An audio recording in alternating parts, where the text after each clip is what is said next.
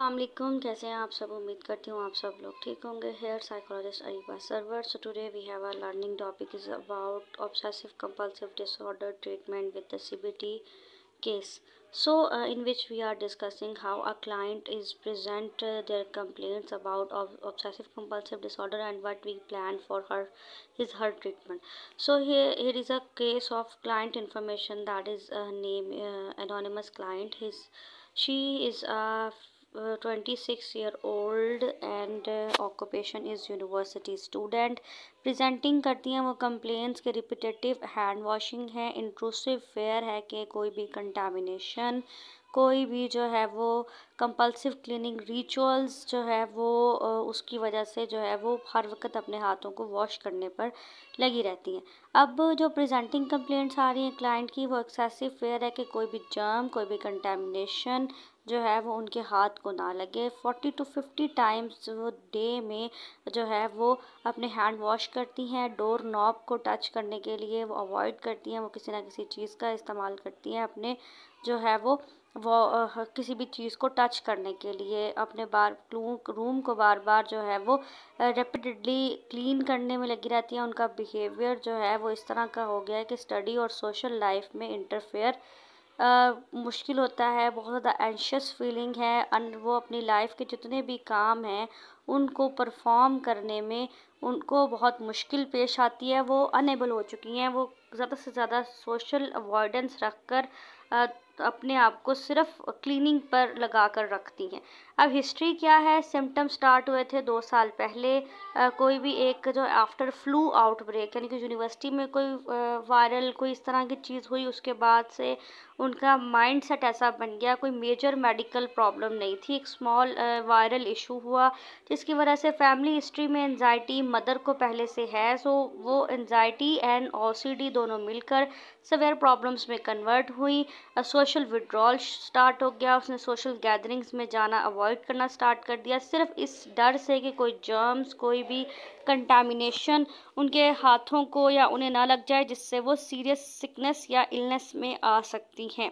ठीक है। Assessment tools में Yale brown obsessive compulsive scale YBDCs की 28 की स्कोरिंग आई है। सवेयर OCD जो है वो उनकी शो हो रही है। बैक एंजाइटी इन्वेंट्री में 21 मॉडरेट एंजाइटी शो हो रही है, जो कि मॉडरेट लेवल पर, ना सवेयर है ना माइल्ड है, मॉडरेट लेवल पर एंजाइटी है, क्योंकि फैमिली हिस्ट्री में भी एंजाइटी मौजूद है। क्लिनिकल इंटरव्यू से जब एक्सप्लोर किया गया तो थॉट पैटर्न में ट्रिगर्स जो दिखाए गए वो कंपल्सिव साइकिल के ट्रिगर्स हैं, जिसमें कॉग्निटिव बिहेवियरल फॉर्मुलेशन में जो हमने साइकिल ऑफ OCD में ट्रिगर्स देखे, वो किसी भी सरफेस को टच करने से ट्रिगर होता है, जैसे कि डोर हो गया, हैंडल हो गया, कोई भी डेस्क हो गया, जिसको ज़्यादा लोग टच करते हैं। उसके बाद जो है वो इंट्रूसिव थॉट्स हैं कि आई माइट गेट इन्फेक्टेड, कि अगर मैं किसी भी ऐसी चीज़ को टच करूँगी जो कि दूसरे लोगों ने भी टच की होगी तो मैं इन्फेक्टेड हो जाऊँगी। उसके बाद जो है वो कंपल्शंस इस तरह की हुई कि हैंड वॉशिंग एंड क्लीनिंग जो है वो इसलिए बार बार करती हैं ताकि एंजाइटी को रिड्यूस कर सके। एंजाइटी रिड्यूस करने के लिए वो ऑब्सेशन रिटर्न्स का काम करती हैं।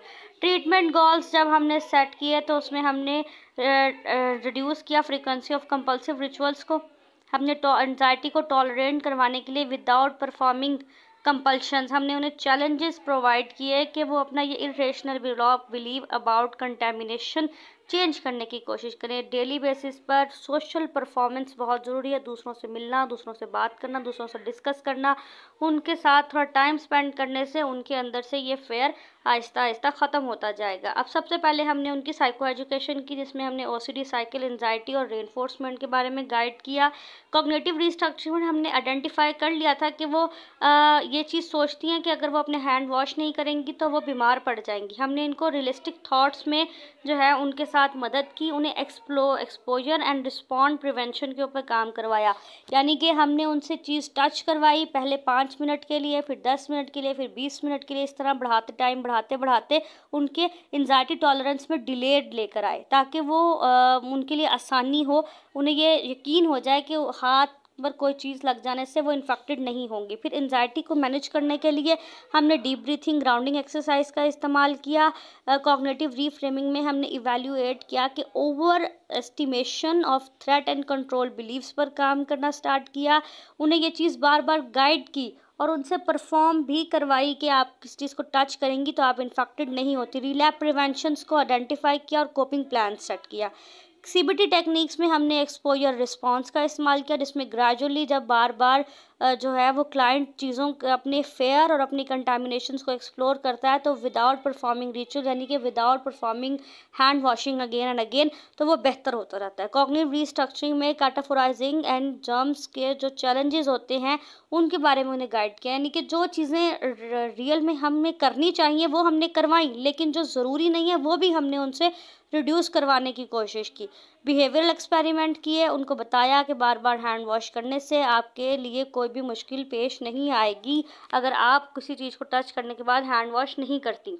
उसके बाद जो है वो ऑब्ज़र्व करवाया गया कि अगर आप हैंड वॉश नहीं भी करती तो आपको इलनेस नहीं होगी। होमवर्क असाइनमेंट्स में हमने उन्हें एक ऑब्सेशन डायरी दी और उन्हें कहा कि ये आपने नोट डाउन करनी है। प्रोग्रेस एंड आउटकम्स ये हुए कि जो येलो ब्राउन का हमारा जो OCD स्केल था उसकी स्कोरिंग जो है 28 पर आ गई आफ्टर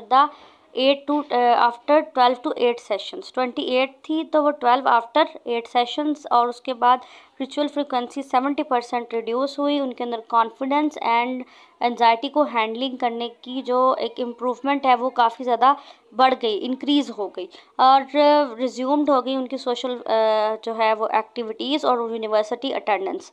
उसके बाद प्रोग्रेस प्रीलैप्स प्रिवेंशन के लिए हमने वही प्रैक्टिसिंग यानी कि ERP एक्सपोजर थेरेपीज़ उनकी जो है स्टेप्स वीकली स्टेप्स में ले आए।